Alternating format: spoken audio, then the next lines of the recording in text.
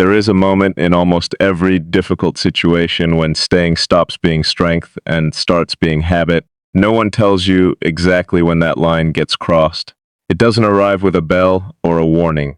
It arrives quietly, somewhere between another apology you didn't need to give and another excuse you didn't need to make.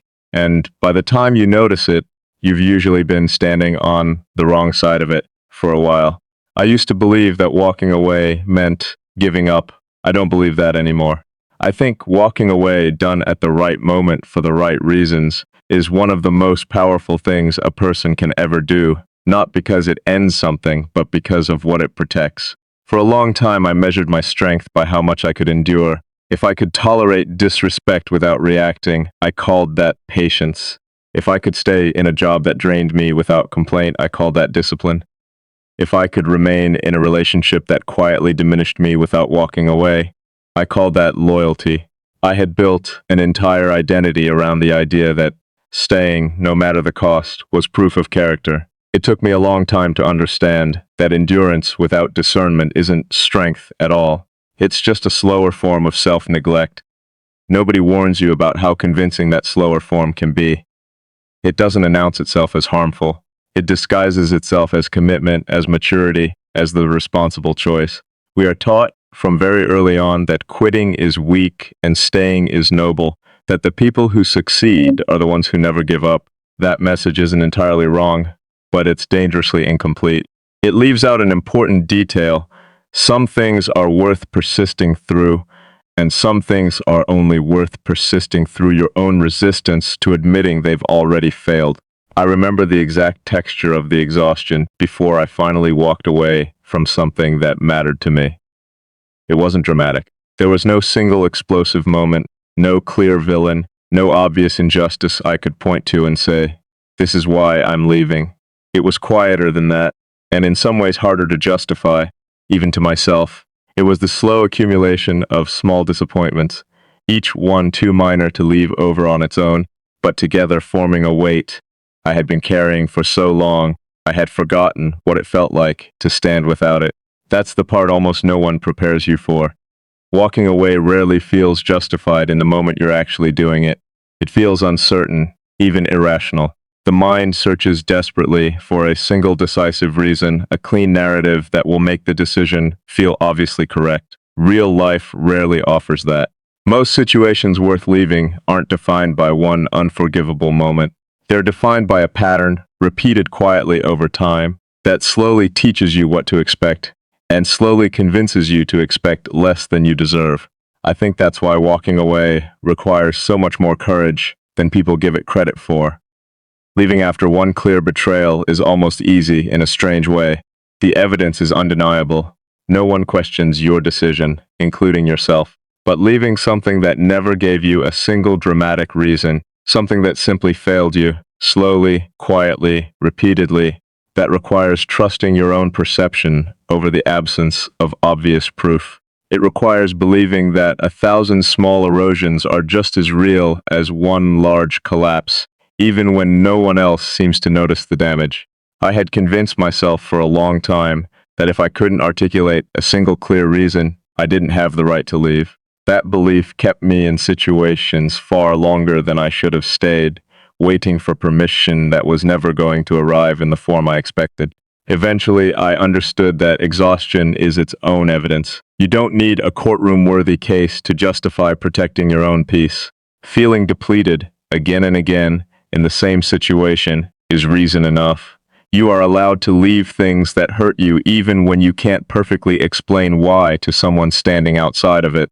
There's a particular kind of grief that comes with walking away from something that isn't entirely bad. If it were entirely bad, the decision would be simple. Most situations worth leaving contain enough good to make the leaving complicated. There were good moments in what I walked away from.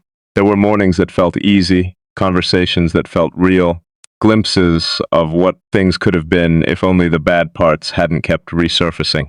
Those good moments are what make walking away feel like betrayal, even when staying is what would have actually betrayed you. I had to learn that a few good moments scattered across a pattern of harm do not cancel out the harm. They only make it harder to see clearly. Hope has a way of collecting evidence selectively, holding on to the exceptions and using them to argue against the rule. I spent years doing exactly that, treating rare good days as proof that the situation could change, instead of treating the frequent bad days as proof of what it actually was. Walking away required me to stop grading on a curve I had invented purely to make staying feel bearable. Somewhere in that process, I discovered something important about the difference between giving up and letting go. Giving up implies failure. It suggests you didn't try hard enough, that with more effort things could have worked. Letting go's different. Letting go means you tried honestly and fully, and the outcome revealed something you needed to accept rather than something you needed to fix.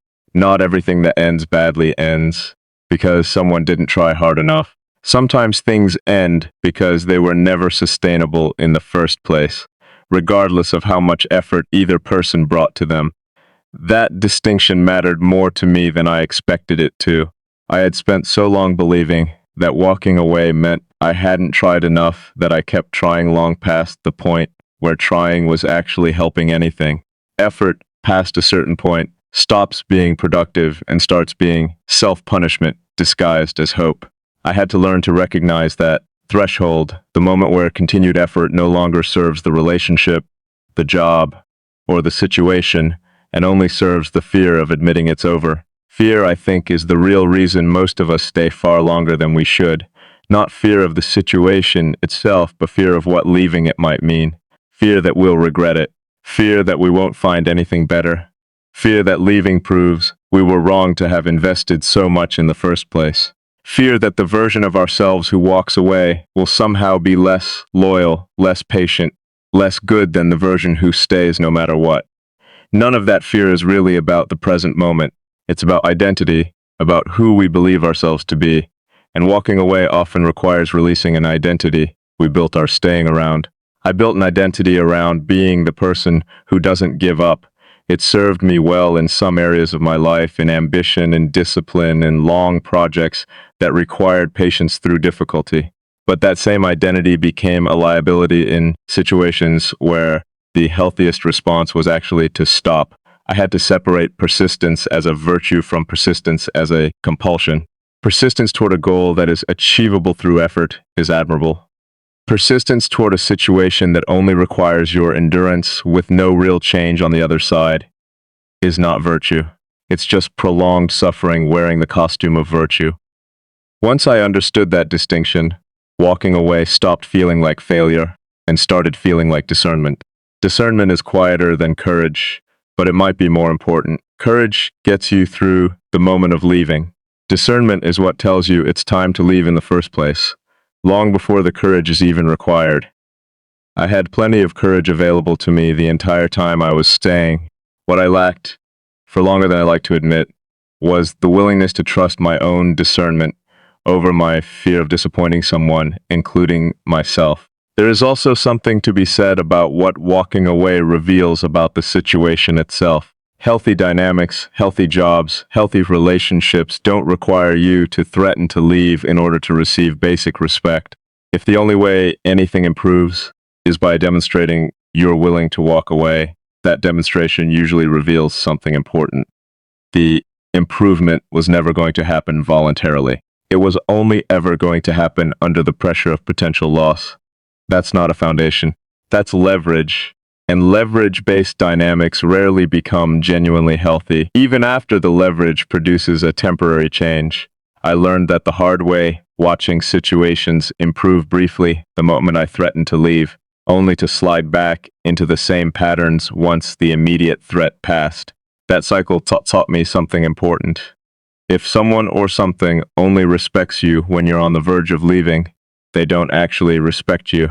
They respect the inconvenience of your absence. Those are very different things, and confusing them kept me returning to situations that were never going to fundamentally change, no matter how many times I proved I was serious about leaving. Eventually, I stopped proving it and simply did it. That shift from threatening to walk away and actually walking away changed everything about how I understood my own power. Threatening to leave keeps you inside the situation, still hoping, still waiting for the other side to finally take you seriously. Actually leaving removes you from that waiting entirely. You stop needing anyone else's response to validate your decision. The decision becomes complete the moment you make it, regardless of how the other person reacts to it. That completeness is where the real power lives. Not in the dramatic exit, not in the final conversation, not in whatever reaction it produces from the person or situation you're leaving. The power lives in the quiet, internal moment where you stop needing external permission to protect yourself. Walking away, done well, isn't a performance for anyone else. It's a private act of self-respect that doesn't require an audience to be valid. I think that's why walking away often feels anticlimactic compared to how much buildup precedes it. You expect it to feel enormous, cinematic, a moment worthy of everything it took to arrive there. Usually it doesn't feel like that at all. It feels quiet, almost disappointingly ordinary. A simple decision finally acted upon after being delayed for far too long. That quietness confused me the first time I experienced it. I expected relief to arrive instantly and completely. Instead, it arrived slowly, in layers, mixed with grief, uncertainty, and occasional doubt that faded a little more each week. That's another thing no one adequately explains about walking away.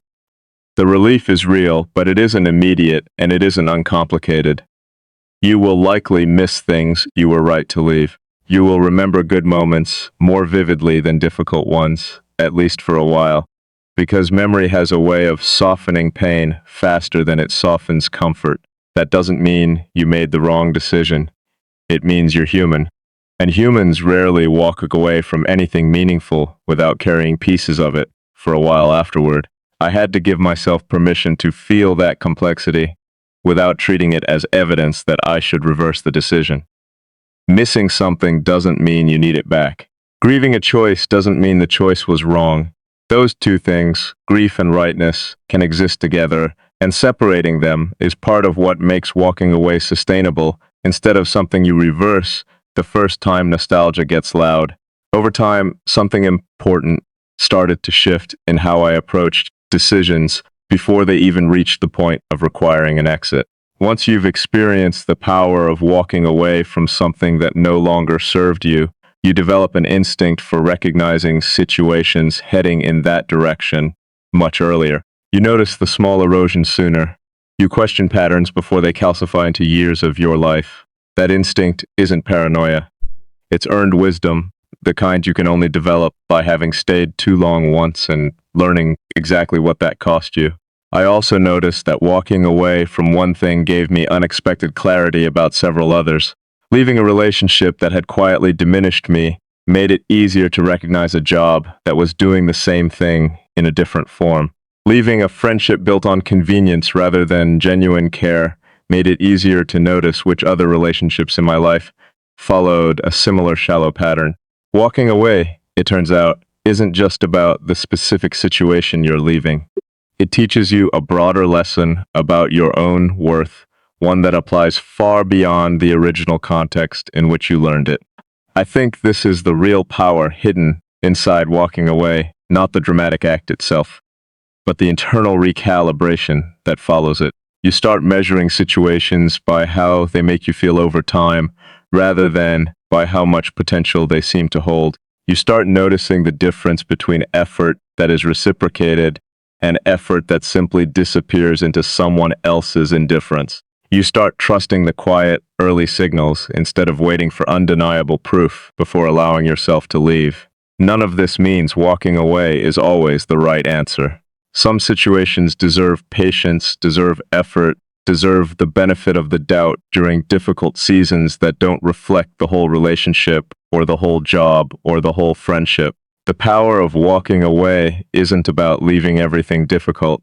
It's about recognizing the difference between temporary difficulty within something fundamentally healthy and permanent difficulty within something that was never going to change, no matter how much patience you offered it. Learning that difference has become one of the most valuable skills I've developed, more valuable in some ways than the courage to walk away itself. Courage without discernment leads you to leave things prematurely, abandoning situations that only needed time rather than exit. Discernment without courage leaves you stuck, clearly seeing what needs to end while lacking the will to actually end it. You need both, and they develop together, each one sharpening the other through experience. Looking back, I don't regret the years I spent learning this lesson the hard way, staying too long in situations that quietly cost me pieces of myself before I finally understood what those situations actually were. That time wasn't wasted, even though it felt that way while I was living through it.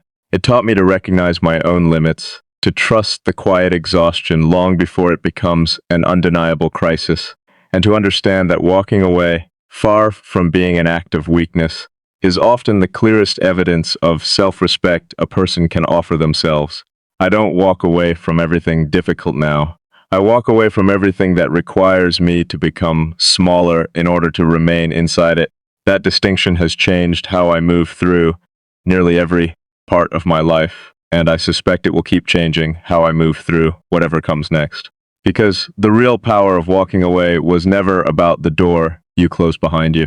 It was always about who you get to become the moment you finally stop standing in front of it, waiting for permission you never actually needed. There's another layer to this that took me even longer to understand, and it has less to do with the situations we leave and more to do with the ones we're afraid to enter because of what we learned from staying too long before. Walking away doesn't just close a door behind you. If you're not careful, it can also make you hesitant to open new ones because part of you starts assuming every situation carries the same slow erosion you finally escaped. That fear is understandable, but it isn't wisdom. It's residue, and residue, left unexamined, can quietly shape decisions long after the original situation is gone. I noticed this in myself after I had walked away from something that had cost me a great deal of confidence. For a while, I approached every new opportunity, every new relationship, every new commitment with a kind of defensive caution that looked like discernment, but actually functioned like fear. I was so afraid of repeating the mistake of staying too long that I started leaving too early, walking away from situations that only needed patience, mistaking normal difficulty for the same warning signs I had learned to recognize before. That taught me something important. The skill of walking away, like any skill, can be overcorrected. Learning to leave what harms you is not the same as learning to leave anything that requires effort. Effort itself was something I had to relearn how to interpret. Not all effort is a red flag. Growth requires some discomfort. New relationships require some adjustment.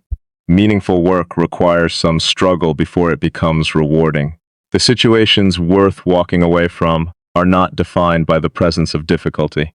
They are defined by the presence of difficulty without reciprocity, difficulty without respect, difficulty that only ever asks you to give more while offering less and less in return. Learning to tell the difference between growth-shaped difficulty and depletion-shaped difficulty became one of the quiet, ongoing projects of my life. I think this is where walking away becomes less about a single dramatic decision and more about an ongoing practice, a way of continually checking in with yourself, rather than a skill you learn once and then apply automatically forever. Every new situation asks the same underlying question in a different form. Is this hard because it's meaningful, or is this hard because it's harmful? Answering that honestly requires the same discernment I had to build the first time I walked away from something.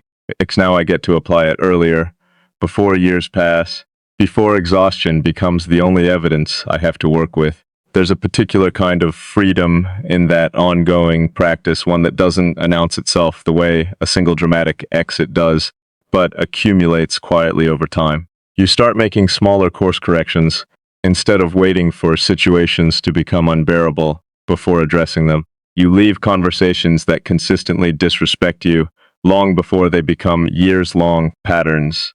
You step back from commitments that quietly drain you before they become identities you have to dismantle later.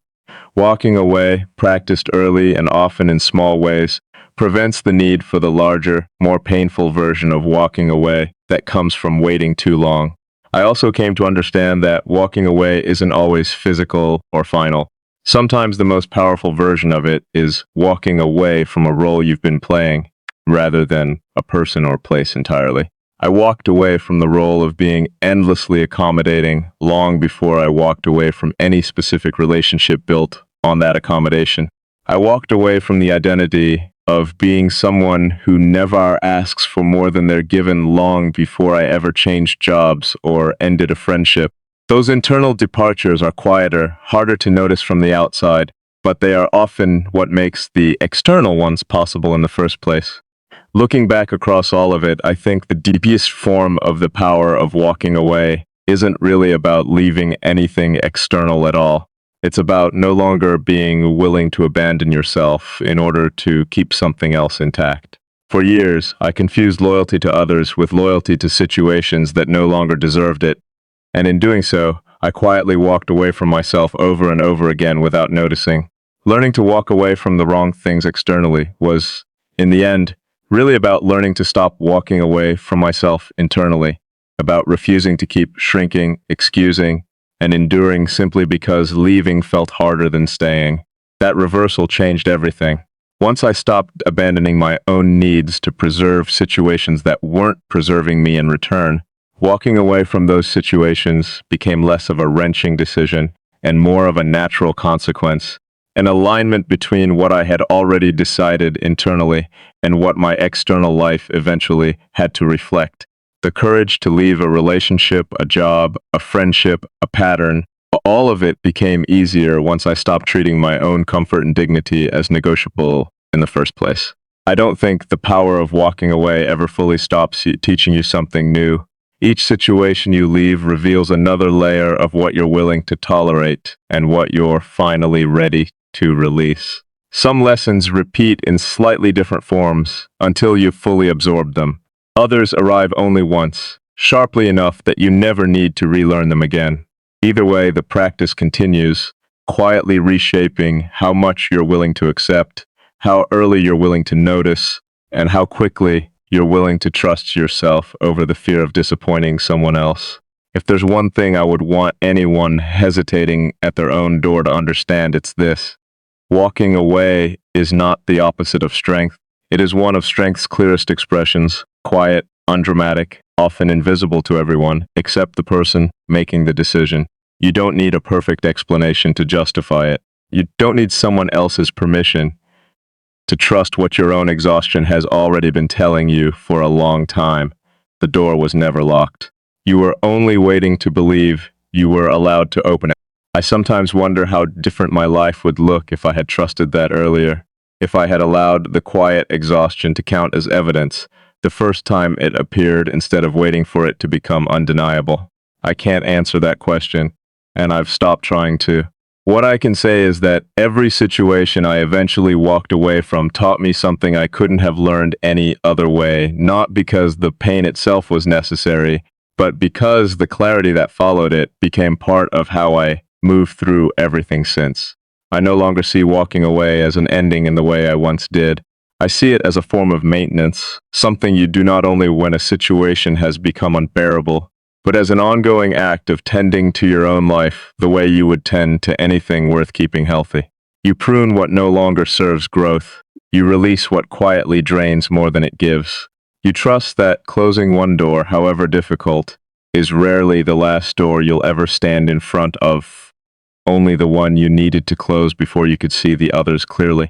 That, I think, is the quiet, lasting power of walking away. Not the moment itself, not the relief or the grief that follows it, but the person you slowly become by trusting yourself enough to do it again and again for the rest of your life, whenever it's genuinely required.